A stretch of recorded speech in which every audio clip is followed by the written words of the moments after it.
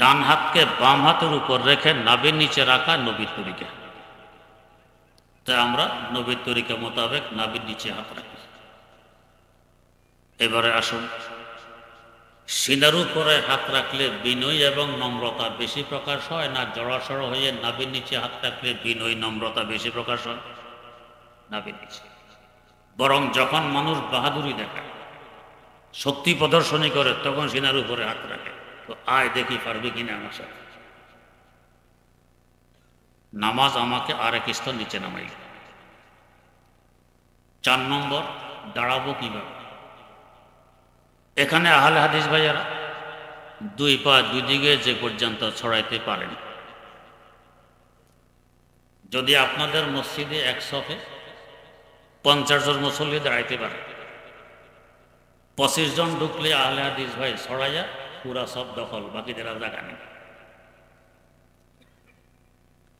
এবারে কিছু আহলে হাদিস ভাইদেরকে দেখলাম, ওনাদের পাশে দাঁড়াইলে আপনি যত খিঁচবেন উনি পা আরো ছড়াবেন, আপনার পায়ের সাথে পা লাগিয়ে দিন।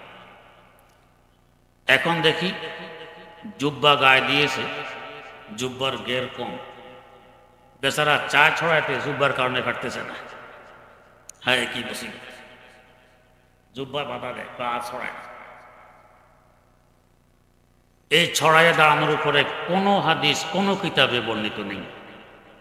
মন গড়া একটি আমল। বলে কি,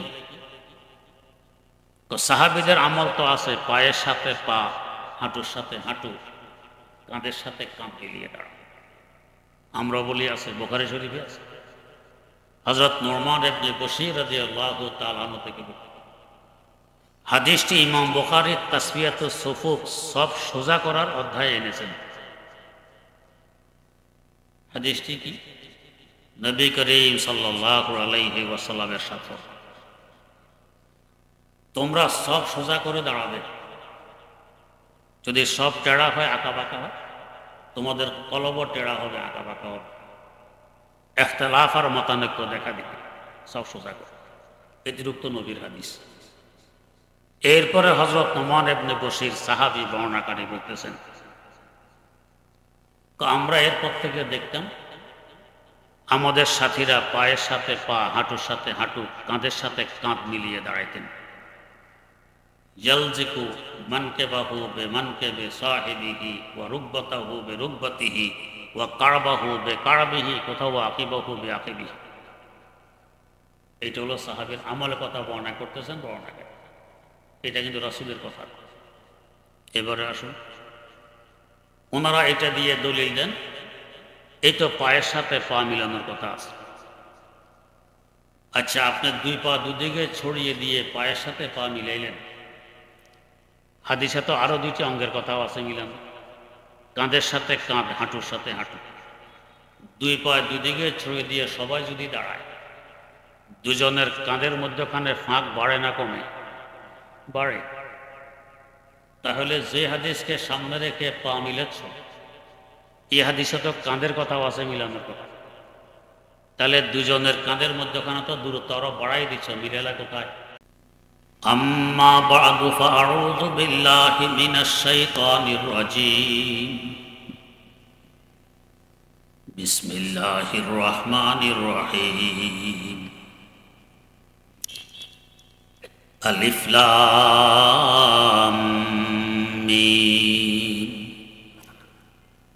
যালিকাল কিতাবু লা রাইবা ফীহি হুদাল লিল মুত্তাকিন আল্লাযীনা ইউমিনুনা বিল গায়বি ওয়া ইউকিমুনাস সালাতা ওয়া মিম্মা রাযাকনাহুম ইউনফিকুন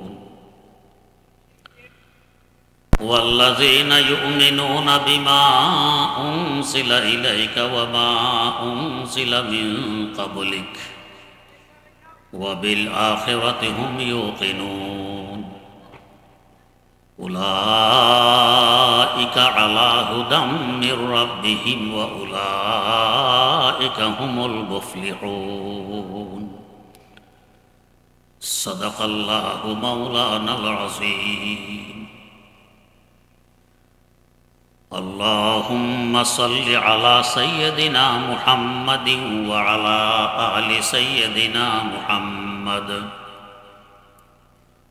كما صليت على سيدنا إبراهيم وعلى آل سيدنا إبراهيم إنك حميد مجيد اللهم بارك على سيدنا محمد وعلى آل سيدنا محمد كما باركت على سيدنا إبراهيم وعلى آل سيدنا إبراهيم إنك حميد مجيد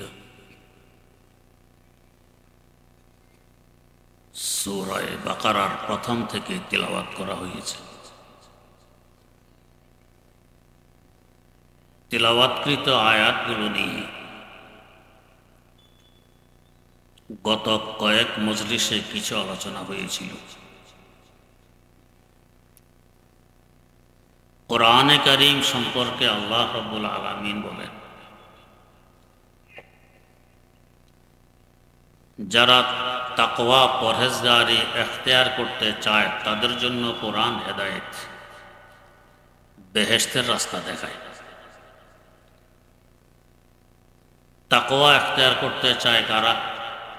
মুত্তাকি পরহেজগার হতে চায় কারা?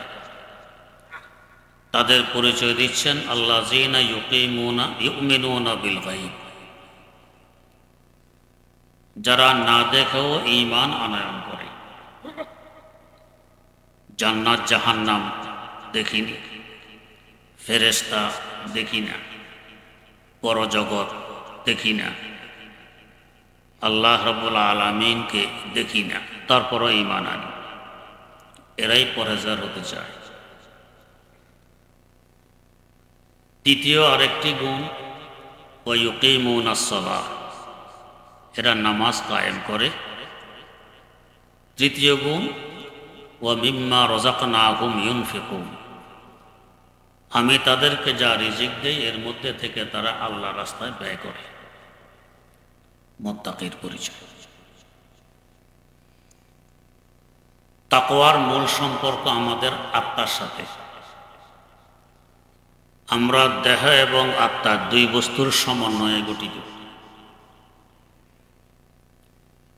তাকওয়া, পরহেজগারি, মহব্বত, ভালোবাসা এগুলোর সম্পর্ক আত্মার সাথে।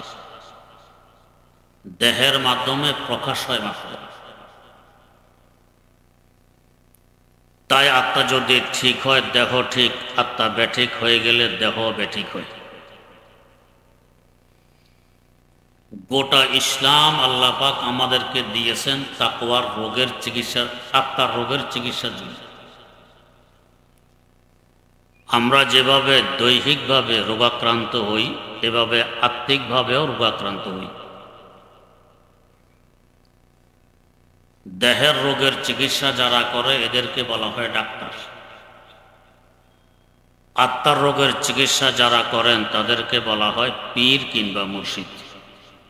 এতটুকুই বেশ কম। আমাদের মধ্যে এমন কেউ নেই যে দাবি করতে পারবে যে আমার দেহে কোনো রোগ নেই। কেউ নেই। কিছু না কিছু রোগ সকলের দেহে আছে। তেমনিভাবে এ দাবিও করতে পারবো না যে আমার আত্মায় কোনো রোগ নেই। সকলেই আমরা যেভাবে দৈহিক রোগী এভাবে আত্মিক রোগী। দেহ দেখা যায়, দেহের চিকিৎসাও দেখা যায়, ঔষধ সেবন করি দেখা যায়। আত্মা দেখা যায় না, আত্মার চিকিৎসাও দেখা যায়। গোটা ইসলাম আত্মার চিকিৎসার জন্য। তবে যেভাবে দেহের কিছু রোগ আছে মৌলিক, কিছু আছে শাখাগত। মৌলিক রোগের চিকিৎসা না করে শাখাগত রোগের চিকিৎসা করলে সাময়িকভাবে উপকৃত হওয়া যায়, স্থায়ী চিকিৎসা হয় না। 2-4 দিন পর আবার সে রোগ দেখা দেয়। হ্যাঁ, যদি মৌলিক রোগের চিকিৎসা করে নিতে পারি, এর মাধ্যমে অসংখ্য শাখাগত রোগেরও চিকিৎসা হয়ে যায়। যেমন দেহের একটি মৌলিক রোগ ডায়াবেটিস। এই রোগ দেখা দিলে চোখের জ্যোতি নষ্ট হয়,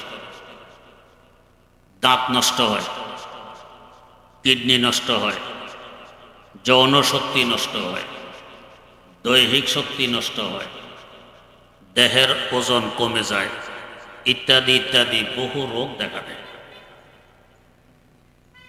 এখন যদি কেউ ডায়াবেটিস তথা মৌলিক রোগের চিকিৎসা না করে কিডনির চিকিৎসা করে, সাময়িক উপকৃত হওয়া যাবে, স্থায়ী চিকিৎসা হবে না। 2-4 দিন পর আবার সে রোগ দেখা দেবে। কারণ যে কারণে এই রোগ শুরু হয়েছে, কারণ তো রয়ে গেছে, সেটা ডায়াবেটিস। হ্যাঁ, ডায়াবেটিস তথা মৌলিক রোগের চিকিৎসা যদি করে নিতে পারি, এর মাধ্যমে আমার চোখের চিকিৎসা হবে, দাঁতের চিকিৎসা হবে, কিডনির চিকিৎসা হবে, যৌনশক্তির চিকিৎসা হবে, অনেক শাখাগত রোগের চিকিৎসা হবে।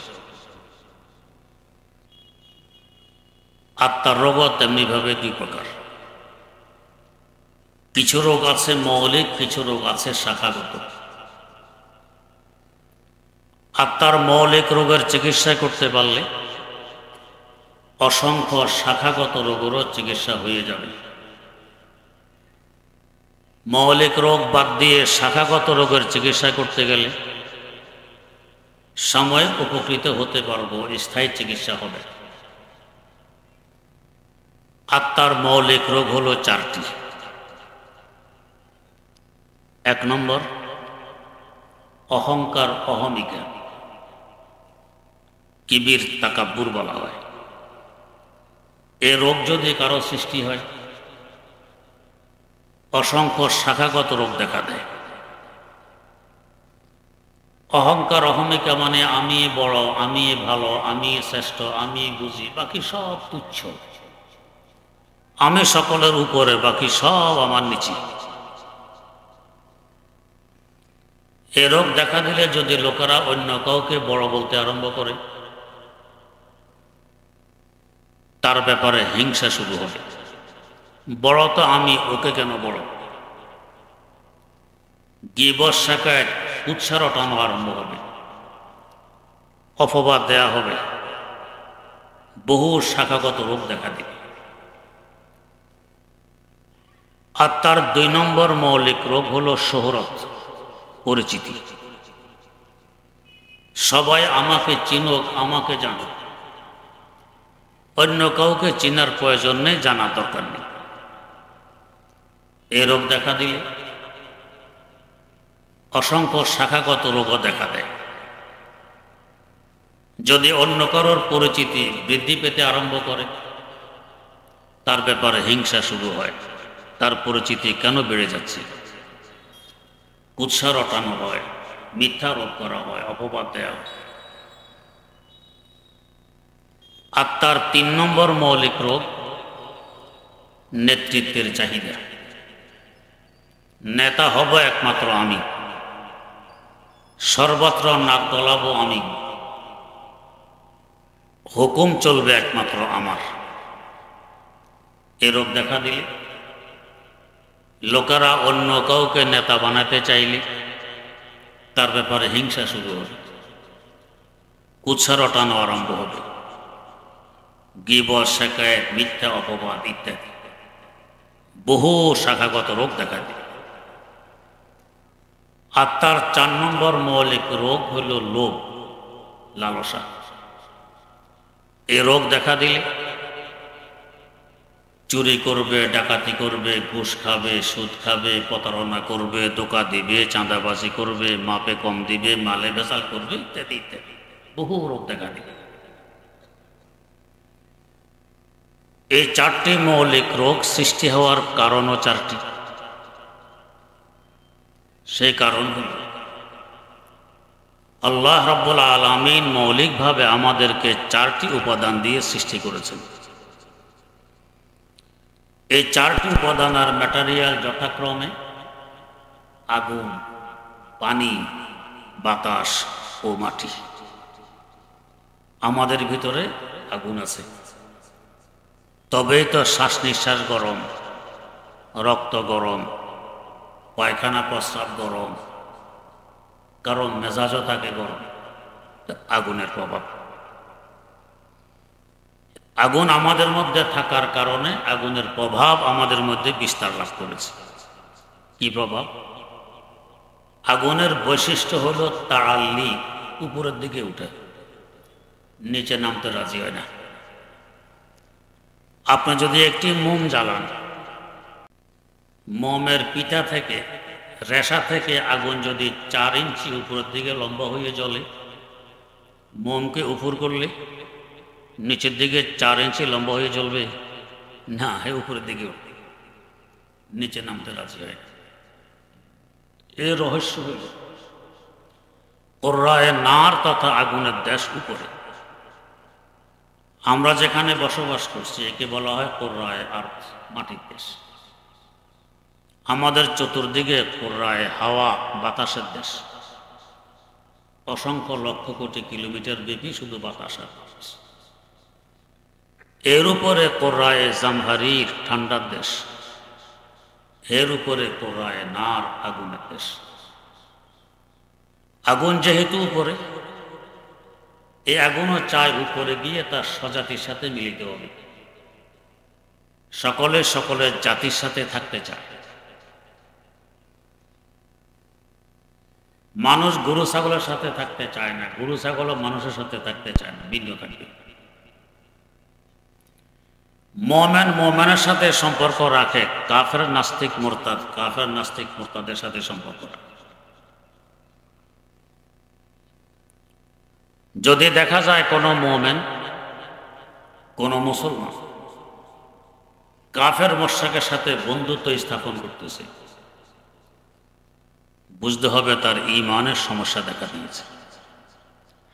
না হয় মুমিনের সম্পর্ক হবে মুমিনের সাথে, কাফেরের সাথে হওয়ার কথা নয়। মাইলে মোমেন সোয়ে মোমেন মিশাওয়াদ, মাইলে কাফের সোয়ে কাফের মিশাওয়াদ। জাতি জাতির সাথে থাকতে চায়, তো আগুনও চায় আমার জাতি যেহেতু উপরে, আমি উপরে গিয়ে আমার জাতির সাথে মিলিত হই, তাই সে উপরে উঠতে চায়। এই আগুন আমার আপনার মধ্যে থাকার কারণে তার প্রভাব আমার আপনার মধ্যে বিস্তার লাভ করেছে। আমরাও উপরে থাকতে চাই, যার নাম অহংকার, অহমিকা। আমি ভালো, আমি বুঝি, আমি শ্রেষ্ঠ, আমি উপরে, বাকি সব নিচে, বাকি সব তুচ্ছ। একটি মৌলিক রোগ। রোগের চিকিৎসা হয় উল্টা বস্তু দিয়ে। যেমন হাদিস শরীফে আছে, আবরিদুল হুম্মা বিল মাইল বারিদ, জ্বরকে ঠান্ডা পানি দিয়ে ঠান্ডা করে। জ্বর উঠলে দেহ গরম হয়, মাথায় পানি ডালো, গামছা কিংবা টাওয়াল ভিজিয়ে দেহ মুছে দাও। জ্বর যদি 105, 6, 7 ডিগ্রি হয়, এবার বরফ দিয়ে ডেকে রাখো। উল্টা বস্তু দিয়ে চিকিৎসা। আগুন আমার আপনার মধ্যে তাদের প্রভাব বিস্তার লাভ করেছে, বিদায় চাই উপরের দিকে উঠতে, উপরে থাকতে, যার নাম অহংকার, অহমিকা। আল্লাহ পাক এর উল্টা বস্তু দিয়ে চিকিৎসা করলেন, সেটা হলো নামাজ। নামাজ নামাজি বান্দাকে নিচের দিকে নামায়। আগুন উপরে উঠাতে চায়, নামাজ নিচে নামায়। কিভাবে নামায়? নামাজ শুরু হয় তাকবীরে তাহরিমা দিয়ে। তাকবীরে তাহরিমার সময় উভয় হাত উপরের দিকে তুলতে হয়।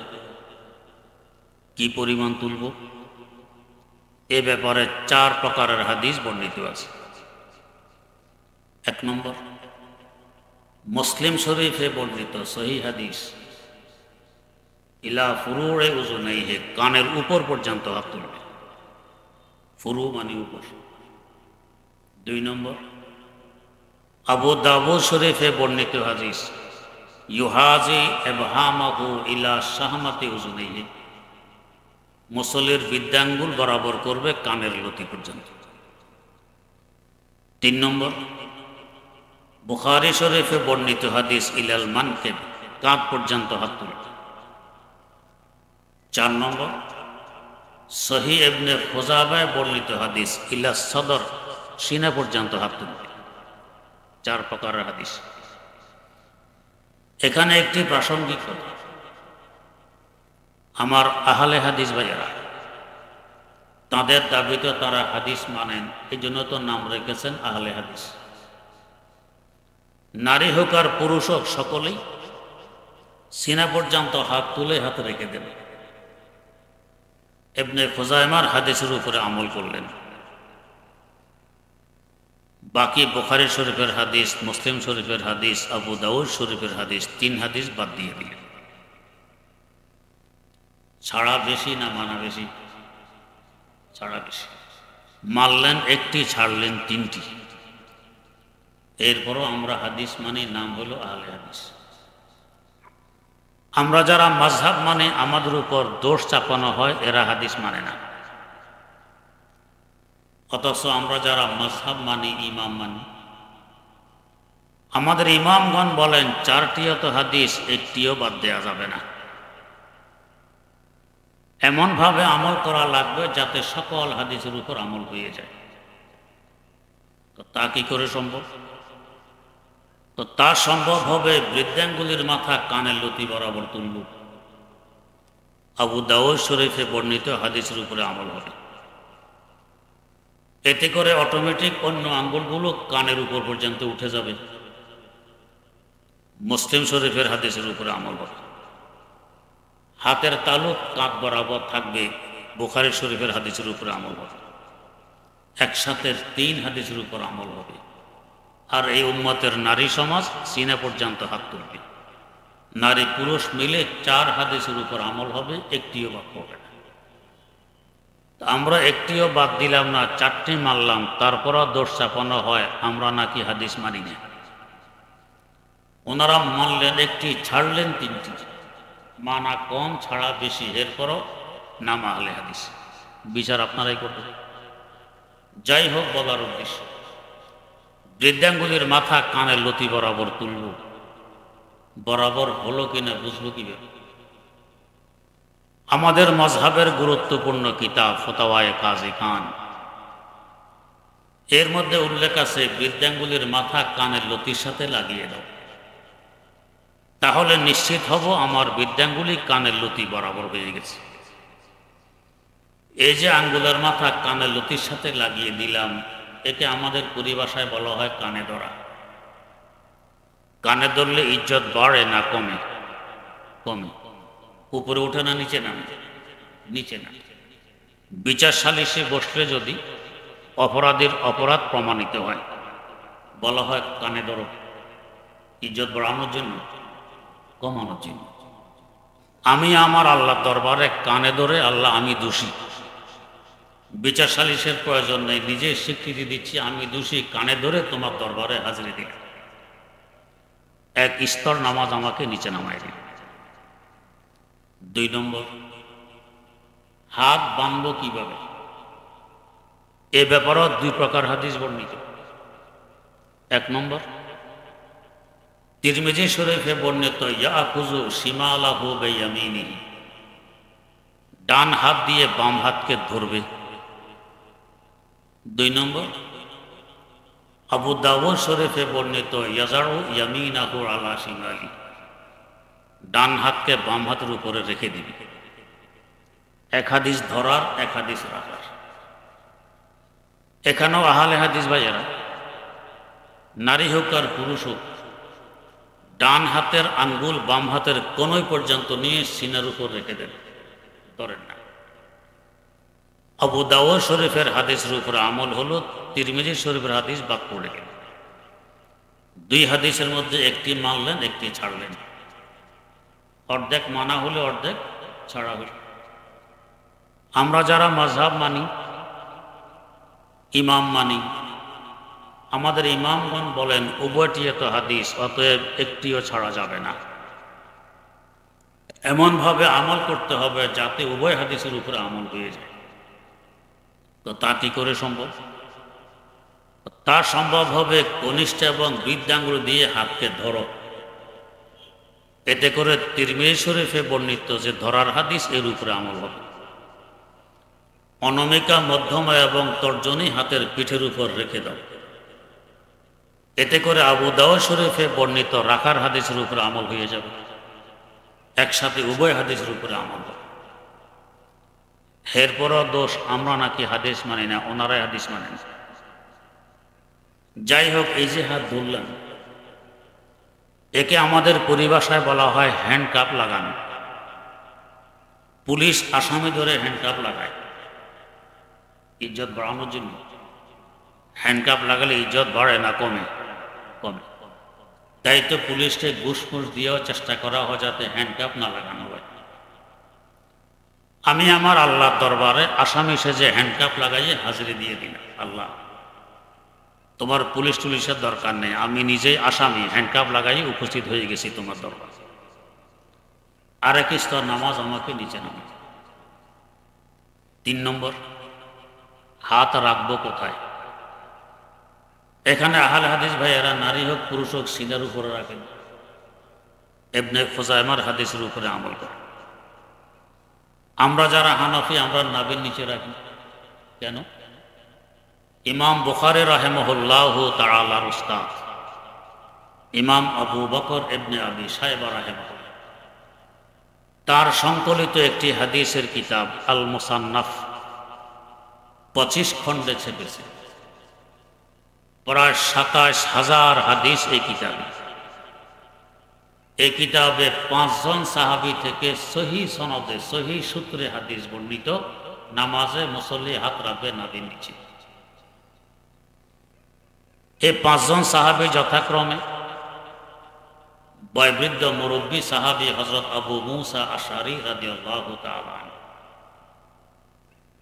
মুহাদ্দিস সাহাবী হযরত আবু হুরায়রা রাদিয়াল্লাহু তাআলা আনহু, ফকিহ ও মুফতি সাহাবী হযরত আব্দুল্লাহ ইবনে ওমর রাদিয়াল্লাহু তাআলা আনহুমা, দ্বিতীয় খলিফা ফারুক আযম হযরত ওমর রাদিয়াল্লাহু আনহু, চতুর্থ খলিফা হযরত আলী মুর্তজা রাদিয়াল্লাহু আনহু, তাদের থেকে সহিহ সনদে বর্ণিত মুসল্লি হাত রাখবে নাভির নিচে। এমনকি আলী মুর্তজা রাদিয়াল্লাহু তাআলা আনহু থেকে বর্ণিত ওয়াজরুল আকুফে আলাল আকুফে তাহাতা সুররাতে মিনাস সুন্নাহ, ডান হাতকে বাম হাতের উপর রেখে নাভির নিচে রাখা নবীর তরিকা। তাই আমরা নবীর তরিকা মোতাবেক নাভির নিচে হাত রাখি। এবারে আসুন, সিনার উপরে হাত রাখলে বিনয় এবং নম্রতা বেশি প্রকাশ হয় না জড়াসড় হয়ে নাভির নিচে হাত রাখলে বিনয় নম্রতা বেশি প্রকাশ হয়? নাভির নিচে। বরং যখন মানুষ বাহাদুরি দেখায়, শক্তি প্রদর্শনী করে, তখন সিনার উপরে হাত রাখে। তো আয় দেখি পারবি কিনা আমার সাথে। নামাজ আমাকে আরেক স্তর নিচে নামাই। 4 নম্বর, দাঁড়াবো কিভাবে? এখানে আহলে হাদিস ভাইয়ারা 2 পা 2 দিকে যে পর্যন্ত ছড়াইতে পারেন। যদি আপনাদের মসজিদে এক সফে 50 জন মুসল্লি দাঁড়াইতে পারে, 25 জন ঢুকলে আহলে হাদিস ভাই ছড়াইয়া পুরা সব দখল, বাকিদের আর জায়গা নেই। এবারে কিছু আহলে হাদিস ভাইদেরকে দেখলাম, ওনাদের পাশে দাঁড়াইলে আপনি যত খিঁচবেন উনি পা আরো ছড়াবেন, আপনার পায়ের সাথে পা লাগিয়ে দিন। এখন দেখি জুব্বা গায়ে দিয়েছে, জুব্বার গের কম, বেচারা চা ছড়াইতে জুব্বার কারণে ফাটতেছে না। হ্যাঁ, কি বসি, জুব্বা বাধা দেয়, পা ছড়ায়। এই ছড়াইয়া দাঁড়ানোর উপরে কোনো হাদিস কোনো কিতাবে বর্ণিত নেই। মন গড়া একটি আমল। বলে কি, তো সাহাবীদের আমল তো আছে পায়ের সাথে পা, হাঁটুর সাথে হাঁটু, কাঁধের সাথে কাঁধ মিলিয়ে দাঁড়ানো। আমরা বলি আছে, বুখারী শরীফে আছে। হযরত নুরমান ইবনে বশীর রাদিয়াল্লাহু তাআলা আনহু থেকে হাদিসটি ইমাম বুখারী তাসফিয়াতুস সুফুফ সব সোজা করার অধ্যায়ে এনেছেন। হাদিসটি কি? নবী করিম সাল্লাল্লাহু আলাইহি ওয়াসাল্লামের সাথে তোমরা সব সোজা করে দাঁড়াবে, যদি সব টেড়া হয় আঁকা বাঁকা হয়, তোমাদের কলব টেড়া হবে আঁকা বাঁকা হবে, ইখতিলাফ আর মতানৈক্য দেখা দিবে, সব সোজা করে। এটিরুক্ত নবীর হাদিস। এরপরে হযরত নোমান ইবনে বশীর সাহাবী বর্ণনাকারী বলতেছেন, আমরা এরপর থেকে দেখতাম আমাদের সাথীরা পায়ের সাথে পা, হাঁটুর সাথে হাঁটু, কাঁধের সাথে কাঁধ মিলিয়ে দাঁড়াইতেন। ইয়ালজিকু মানকিবাহু বিমানকিবি সাহিবিহি ওয়া রুকবাতাহু বিরুকবাতিহি ওয়া কারবাহু বিকারবিহি, কোথাও আকিবাহু বিআকিবিহি। এইটা হলো সাহাবীর আমলের কথা বর্ণনা করতেছেন বর্ণনাকারী। এটা কিন্তু রাসূলের কথা। এবারে আসুন, ওনারা এটা দিয়ে দলিল দেন এই তো পায়ের সাথে পা মিলানোর কথা আছে।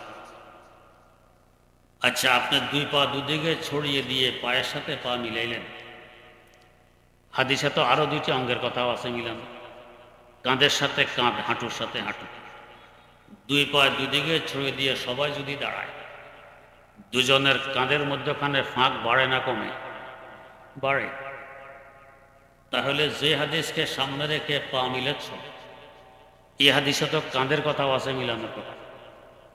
তাহলে দুজনের কাঁধের মধ্যখানে তো দূরত্ব আরো বাড়াই দিচ্ছ, মিলেলা কোথায়?